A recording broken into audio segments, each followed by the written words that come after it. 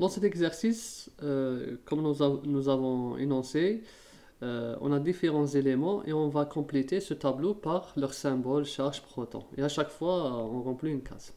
On commence par le calcium. Son symbole est connu, c'est Ca. On sait que pour le symbole des éléments, on prend toujours la première lettre en majuscule. La première lettre pour un élément donné, la première lettre c'est en majuscule. Et si on devait rajouter une deuxième lettre, on la rajoute en minuscule, comme ça, E. Donc ici la première lettre majuscule, deuxième lettre en minuscule. Ici la charge c'est 0. D'accord? On nous a donné aussi le numéro atomique, Z. Ça c'est le numéro atomique. Et là c'est le nombre de masse.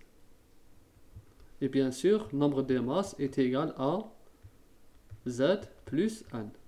Le N c'est le nombre de neutrons. Le Z c'est le nombre de protons. Donc voilà, on va compléter le tableau à chaque fois. Ici, le Z, on a dit que c'est le numéro atomique, en même temps c'est le nombre de protons. Dans ce cas, bon, Z, je vais écrire, le Z, il représente aussi le nombre de protons. Dans ce cas, on va écrire ici 20. Les neutrons, les voici, c'est le N. Puisque le A est égal à Z plus N, donc on peut écrire aussi que le neutron, le nombre de neutrons équivaut à A moins Z. Donc on fait neutron est égal à 1 moins Z, 20, 40 moins 20, ça donne 20. Les électrons, du moment que la charge est 0. Et on a vu tout à l'heure que la charge du noyau est égale à plus ZE. Et la charge du nuage électronique, du nuage d'électrons, est égale à moins ZE.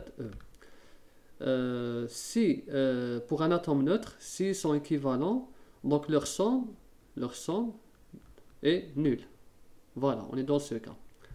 Donc, si c'est nul, dans ce cas, le nombre, puisque la charge E, là on va écrire comme ça,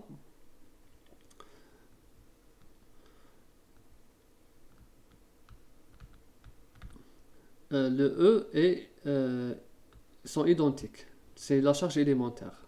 Donc on aura Z, nombre de protons, est égal au nombre d'électrons. Dans ce cas, c'est 20. Quand c'est un atome neutre, le nombre de protons est égal au nombre d'électrons. Donc on a terminé. Bon, on peut rajouter ici aussi le 40. C'est en exposant la 40. Et là, c'est en indice, c'est 20. Voilà. Maintenant, on fait le deuxième élément, c'est le F. Le F, c'est connu, c'est le fluor. Vous pouvez consulter votre tableau périodique. Bon, la charge, elle n'est pas donnée. On va essayer de la déduire. Là, on a des neutrons. Des neutrons. Si c'est des neutrons, on a ici le 9. Bon, il ne faut pas oublier que le symbole d'un noyau, c'est AZ. Donc là, le 9, il représente le Z, le numéro atomique. Donc on peut ajouter ici. Le voici. On a le nombre de neutrons et le nombre de protons. Donc on a Z et N. 9 plus 10, ça donne 19. Dans ce cas, A, c'est 19. Voici. Quoi d'autre? Le proton, c'est toujours 9, puisque le Z représente aussi le nombre de protons.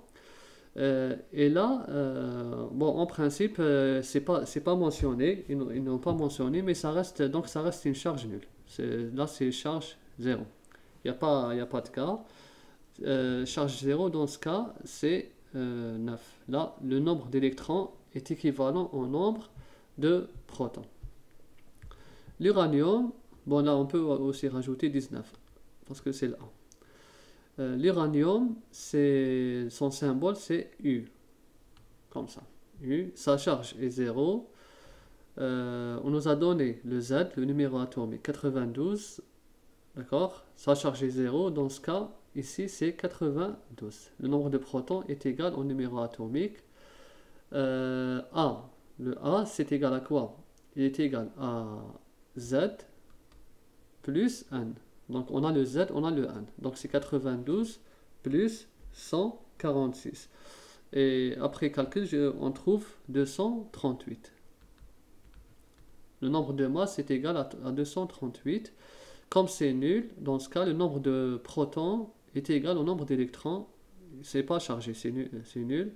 Donc c'est 92. Voilà. Et on peut ajouter ici 238 en exposant et en indice 92.